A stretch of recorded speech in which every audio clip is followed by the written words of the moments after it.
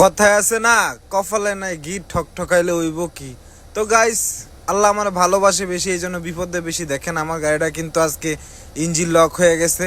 জানি না কেন আমার সাথেই বারবার এরকম হয়। আমার গাড়ি কিন্তু মোটামুটি 2.5 বছর তামাইক আমার গাড়ি কিন্তু আমার হাতেই চলতেছে। আমি কিন্তু কাউকে আমার গাড়ি দেই না।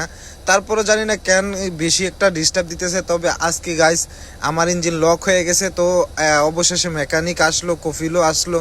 আজকে গাড়ি রাস্তায় দাঁড়ায় গেছে। সারাদিন প্রচুর পরিমাণ রোদের তাপমাত্রা। আর যে দেখেন আমাদের মেকানিক সাহেব আসছে, সে কাজ করতেছে। তো সমস্যাটা হচ্ছে আমার গাড়িটা যখন 80-র উপরে যায় তখন আমার পুরো কেবিন মানে পুরো গাড়িটা কাঁপে। তারপরে কাঁপতে কাঁপতে সাদা ধোঁয়া মারলো। সাদা ধোঁয়া মারার পরে কিন্তু গাড়িটা আমার অ্যাকচুয়ালি দাঁড়ায় গেছে। তো আমি তারপরে কফিলটা ভিডিও করে পাঠালাম। তারপরে কফিলে মেকানিক নিয়ে আসছে। যে এটা কিন্তু আরেকবার হয়েছিল, আমি ভিডিও দিছিলাম আপনাদের মাঝে। জানি না আমার কেন এমন হইতেছে, আমি খুবই টায়ার্ড হয়ে গেছি।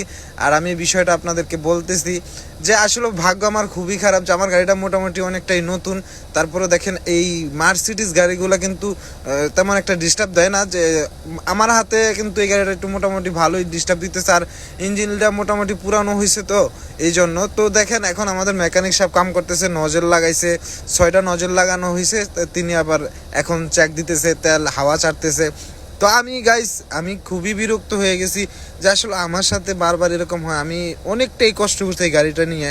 এটা বলতে পারি যে আমার গাড়ি আমারে কিন্তু রাস্তায় কষ্ট দেয় না। যখন আমি যেই জায়গায় পার্কিং করি বা মাল লোড করতে সময় বা যখন খালি করতে যাই তখনই কিন্তু আমার গাড়িটা ডিস্টার্ব দেয়। কিন্তু আমারে রাস্তায় বা নির্জন জায়গায় বা আমি মরুভূমি দিয়ে যাওয়া আসা বেশি করি, সেই কোনো জায়গায় কিন্তু আমার ডিস্টার্ব দেয় না। তো দেখেন এখানে মেকানিক এই সুইচটা দেখাইতেছে, এটা কিন্তু সাবি ছাড়াও কিন্তু মানে এখানে একটা সুইচ আছে যেটা দিলে স্টার্ট হবে। মানে সাবি হারায় গেলে আপনি যে কোনো টাইমে স্টার্ট দিয়ে আসতে পারবেন।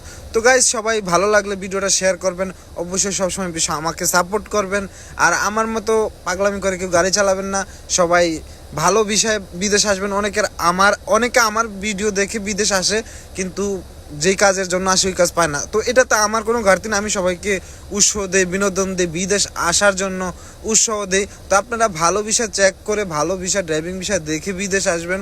তো দেখেন অনেকেই 90% লোক এখন বলতেছে যে আপনার ভিডিও দেখে আমরা বিদেশ আসি।